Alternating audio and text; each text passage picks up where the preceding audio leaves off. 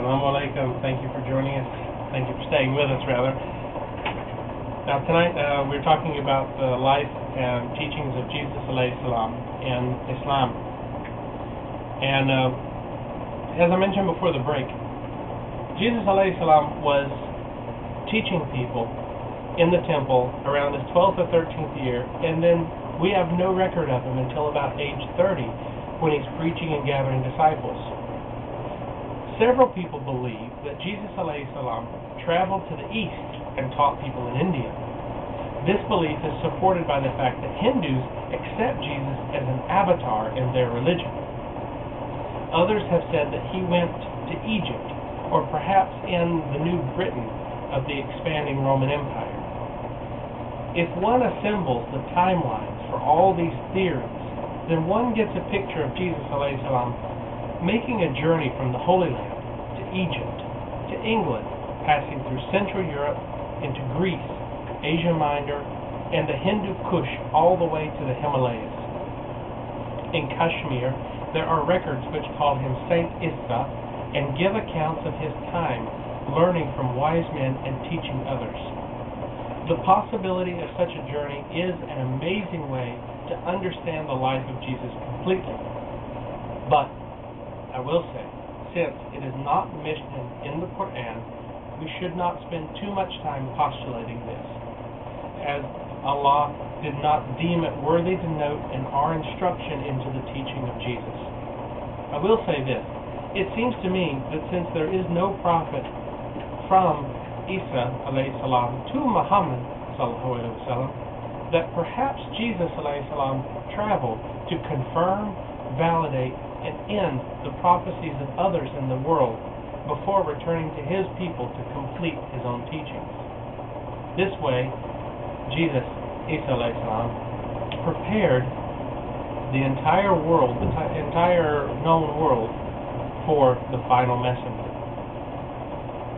Now, when Jesus returned to the land of Israel, he began to criticize the problems with the way that temples were run. He openly challenged the ways that Allah's laws had been perverted and attacked the crooked businessmen who had set up shop in the Temple of Jerusalem in order to charge sacrifices as a way of purging sin, rather than having priests teach the straight way. Jesus stirred up a lot of trouble, but he stood firm in his resolve to teach the true message of Allah. Like the Qur'an says, Jesus alayhi salam did not alter a single thing about the law of God, but he also made allowable the things which man had made forbidden. This is a very important distinction, because what Allah makes forbidden, he does not later make allowable. But things which he makes allowable, he later makes forbidden. The most important thing, though, is that Jesus came to reestablish and reaffirm the laws that had been set before. Jesus' teachings are found in the Gospels in some way or another, and are also reflected heavily in the Qur'an. And as Muslims, we consider the Qur'an to be the most authentic and most valid source. The biblical Gospels are attributed to Matthew, Mark, Luke, and John, but you should know they are all actually written by people who followed these four disciples. The only Gospel in existence which was written directly by a disciple of Jesus is the Gospel of Barnabas. It was accepted by all Alexandrian churches until 325 AD, when the Council of Nicaea established the concept of Trinity. It was Pope Damasus who issued the decree that it should be included in the Apocrypha, which meant that the common people were not allowed to read it, but the leaders of the church still had access to it. In 496 AD, it was included in a list of forbidden books. Reading this book was considered punishable by death.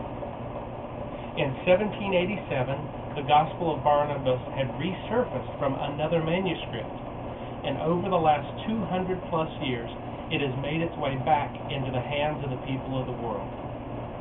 What is it in the Gospel that's so disturbing?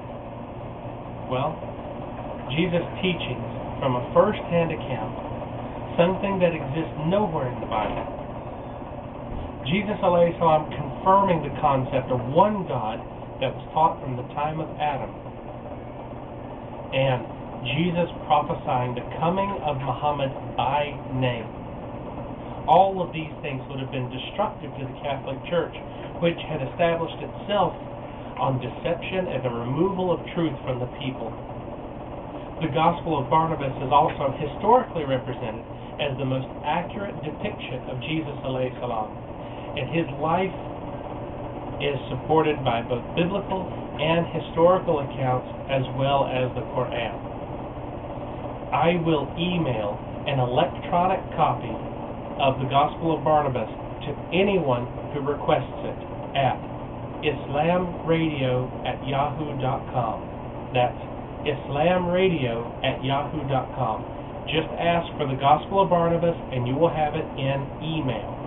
As far as physical copies, printed copies, I don't know where I can get very many more, but if I can get them, then I'll be more than happy to distribute them.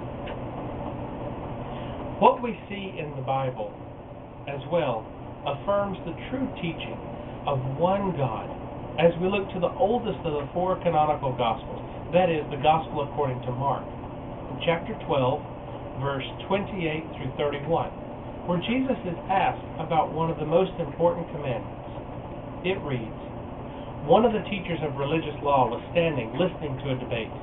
He realized that Jesus had answered well, so he asked, of all the commandments, which is the most important? Jesus replied, the most important commandment is this, listen, O Israel, the Lord your God is one and only Lord, and you must love the Lord your God with all your heart, all your soul, all your mind, and all your strength. The second is equally important. Love your neighbor as yourself. No other commandment is greater than these. Here, Jesus alayhi salam clearly states there is one God. He commands the worship of one God with all of who you are. And not once, not one time did he command people to worship himself. What else did Jesus teach? Matthew chapter 5, verses 17 through 20.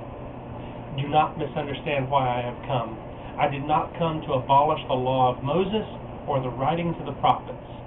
No, I came to accomplish their purpose. I tell you the truth, until heaven and earth disappear, not even the smallest detail of God's law will disappear until its purpose is achieved. So if you ignore the least commandment and teach others to do the same, you will be called the least in the kingdom of heaven. But anyone who obeys God's laws and teaches them will be called great in the kingdom of heaven. But I warn you, unless your righteousness is better than the righteousness of the teachers of religious law and the Pharisees, you will never enter the kingdom of heaven.